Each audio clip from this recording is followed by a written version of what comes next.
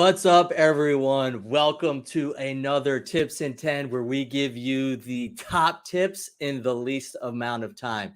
This series was built to help you stay in the know without taking a chunk out of your schedule. Today, let's welcome Daniel Warhaftig. With over 25 years in commercial marketing, Daniel has proven expertise in developing brands across omni-channel retail platforms. His career showcases successful collaborations with big names like Gatorade, Hershey's, PepsiCo, MillerCoors, and Nestle-Purina. I'm sure you've heard of them. Those are monsters. Known for combining strategic vision with practical execution, speaking my language, Daniel's knack for harnessing market insights has consistently driven brand growth and enhanced shopper experiences. Daniel, are you ready to have some fun, brother? Hell yeah, Mike, and it's so good to be here. Thank you for having me. I've been a big fan of the show, and let's do this. Dude, I love it. I love it. I appreciate it. Thanks so much for being a listener, too. I really appreciate that. You know what? I just want to go start off with a real general question. What is commercial marketing? Great question. I think before we do that, we got to level set. Let's talk about the background here. And most of those large companies you talk about, they operate in silos. The divisions do not talk to one another. Marketing focuses on what goes in the bag, what goes in the can, the cogs, the communications. Sales is a transactional relationship, and operations focuses on producing the product. But yet they don't speak. Commercial marketing at the end of the day is all about driving integration across those divisions, aligning up front to what we're going to go drive and building those customer partnerships. And at the end of the day, it's about how do we deliver solutions for that shopper. And if we do that correctly, we're going to accelerate the brand. We're going to grow at retail. No, you know what? It amazes me how many of these companies just operate in silos, how the left hand doesn't know what the right hand is doing, and how they do not put seriously a lot of importance on marketing because it's so critical. Because without it, you know what? There's no sales. There's no connection. I mean, you got to connect with the consumer. You nailed it. What is the need of the shopper? What is driving them? What is that occasion? But yet internally, you just nailed it. They don't talk to one another. And then you get this paralysis. And then it becomes transactional. And you cannot get long-term growth with transactional relationships. No, absolutely. Absolutely. Which kind of brings me into my next question. What does the acronym WAR stand for in the omni-channel retail? It's simple. This idea of winning at retail. And I'll share with you, as a shopper, as a consumer, most people don't realize this, but everything at retail happens for a reason. Happens for a reason. It's planned, and it's planned 8 to 10 months out. But to be successful as a brand, it's all about driving integrated messaging and integrated solutions across the omni-channel, across online, in-store. And so when you're on, you're on. And the challenge and the mistake many brands make is that they think they have to be on 365. And they're on with fragmented resources. They're on with fragmented messaging. But rather, what are those key drive periods where we must win? What are those key drive periods where we can collaborate with the retailer, where we could partner together to drive their business? And if we do that correctly, we're going to win. So at the end of the day, winning at retail is first and foremost about providing shoppers added value and solutions that make their lives easier. And the second component is that is partnering with key customers, partnering with key customers to drive the business. And if you do those things successfully, you're going to win. No, that is great. And just a question, like how much planning does go into something like this? You talked about short-term thinking, a lot of people do that. Like how far in advance are you typically planning, especially for brands of this size or even those that are in the middle market? You nailed it, Mike. Despite the importance of planning is always the thing that gets shortchanged. We're going to do it in Q4. We're going to do it in November and December when we're done with the year. And we're going to start thinking about the next year. But going back to my beer days, planning is just like the Super Bowl. It happens every year. And if you think about where the retailer is, they're 8 to 10 months out. Mm. And then as a brand, as a manufacturer, you're going to go them 2 to 3 months out. It doesn't work. It's just simple math.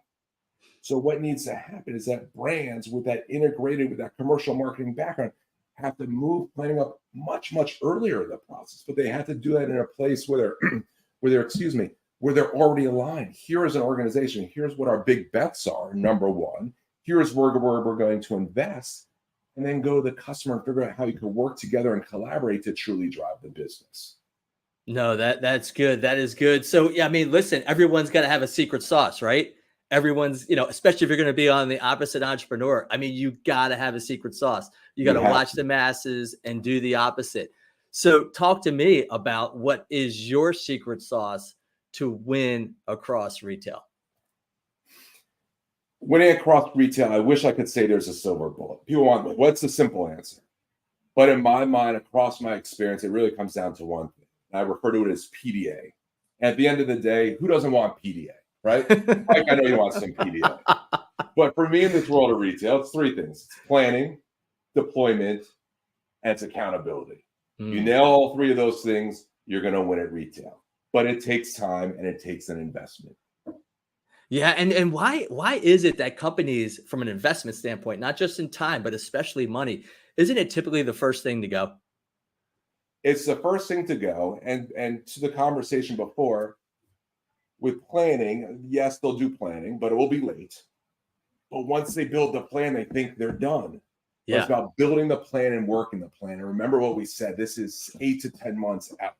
So once you have the plan built, it's partnering with your customer to align to the plan. And then from there, you can figure out where the investment comes from. What are you going to invest in? What are the big bets? But as a part of that, it's then deploying it. What are the 1 to 3 things you're going to do as an organization? You're going to do as an organization for your customer. You're going to ask the customer to do. And then from there, you're going to hold each other accountable. Mm-hmm. Did they do what they said they were going to do? And so often say, you're going to get this display, you're going to get this end cap. There's no proof. There's no performance in store. There's no activation online. Yeah. And they come back and say, where's my investment? Well, did you hold up your end of the bargain? If we do this correctly, we're driving each other's business, and I will be willing to invest more. So often people want to have the investment conversation first. I want to have the collaboration conversation. And if we do that correctly, the investment will follow and it will make sense. But a big component of that, when we talk about that accountability, is what are we going to measure? Yes. And like everything else, we talk about measurement at the end. Let's talk about measurement in the beginning. Mm. What are the things that are going to make us successful? As we're planning, how do we know if we're winning? It's not just about sales. Are we bringing in new households? Are we getting increased activation, increased points of distribution? If we identify and align with that with our customers up front, and we keep the shopper front and center, everything else falls into place. And that accountability and measuring at the end is easy. Yeah. It goes back as we think about being successful to this idea of PDA. Keep on playing that. I love that. I love that. And you know what? It's so important because, you talked about getting those measurements and those goals up front. So guess what? It's that rifle approach. My business coach would always say, we don't want to do the shotgun approach where we go after everybody. We want to go after our target market. Who is our target market? So, and then it also allows you to really be hyper-focused on everything that you do, right? Create the plan, work back from there. Daniel, yes. That was absolutely amazing. But the good news is we still got a few more. I want to have a little fun right now. Yes. With some speed round questions. And you're a perfect fit for this because you know what? You got a great personality. I love the energy. It's been an absolute blast. So question number 1, what was your favorite homemade meal as a kid? Who doesn't love a good grilled cheese? And grilled cheese is coming back, but let's be honest, there's nothing better. White bread, American cheese. And I'm dating myself here. I bet most of your listeners don't know it, but it started out with Crisco, right? We didn't go butter, we went Crisco, but that was the way.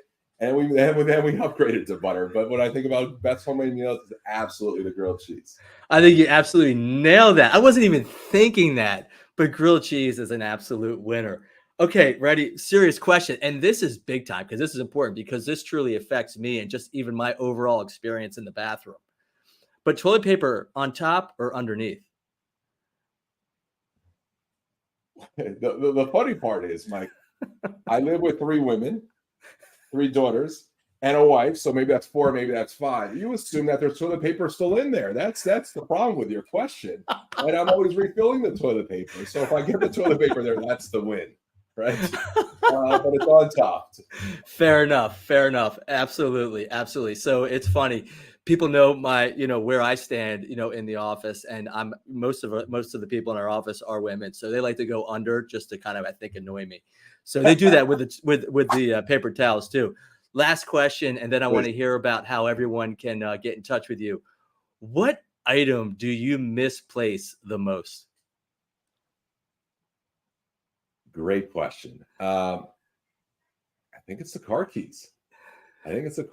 Outside of my brain just going 100 miles per hour. I'm like, hey, I'm already 2 steps ahead and I left some things. I think it's absolutely the car keys. Yeah, car keys. It's always a tough one.